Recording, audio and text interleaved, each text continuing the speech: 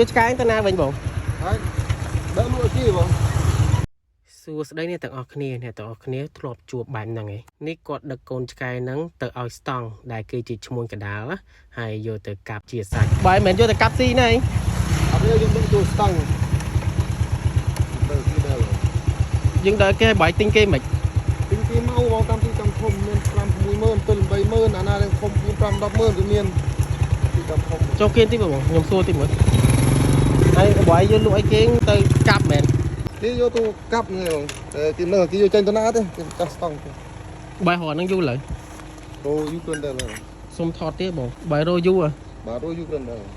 បានឆ្នាំហើយឆ្នាំជាងមួយឆ្នាំជាងស្អាតណាស់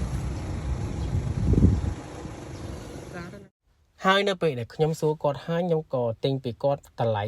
$30ពីក្បាលហ្នឹងតែខ្ញុំព្យាយាមប្រាប់គាត់ទៀតថាបងជប់លក់ឆ្កែហ្នឹងទៅព្រោះពេលដែលយើងលក់ឆ្កែក៏យើងអត់ចំណេញពីវាប្រហែលដែរព្រោះបងលក់ដើម្បីចង់បានលុយតែបើសិនជាបងចង់បានលុយតាមរបៀបនេះគឺបងមិនងាយនឹងបានលុយពីវាទេហើយសាច់ឆ្កែហ្នឹងគឺជាប្រភេទសត្វចិញ្ចឹមហើយគេស្រឡាញ់ខ្លាំងណាស់ហើយអ្នកដែលលក់សាច់ឆ្កែ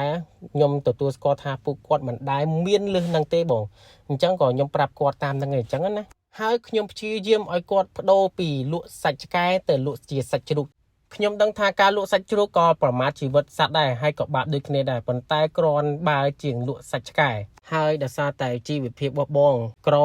ហើយលំបាកហើយមានកូនខ្ចីទៀតគាត់ក៏សម្រេចចិត្តលក់ប្រភេទសាច់ឆ្កែហ្នឹងទៅដោយសារតែគាត់មិនមានមុខរបរផ្សេងក្រៅពីអាហ្នឹងទេព្រោះគាត់ស្គាល់តែអាហ្នឹងអញ្ចឹងខ្ញុំក៏ណែនាំគាត់ឲ្យលក់សាច់ជ្រូកឬក៏សាច់គោ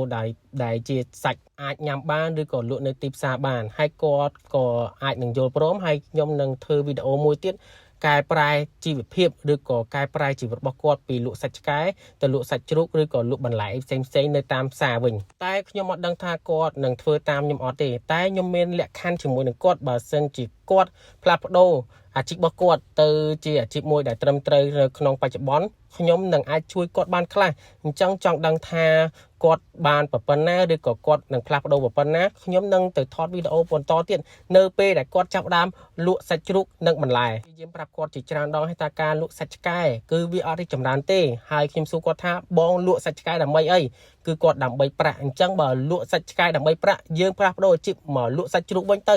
វាបានទាំងកិត្តិយសទាំងគេឈ្មោះថែមទាំងបានលុយទៀតបើសិនជាបងលក់សាច់ឆ្កែអូខេបងបាត់បង់ទាំងកិត្តិយសបាត់បង់ទាំងលុយបាត់បង់ទាំងគេឈ្មោះទៀត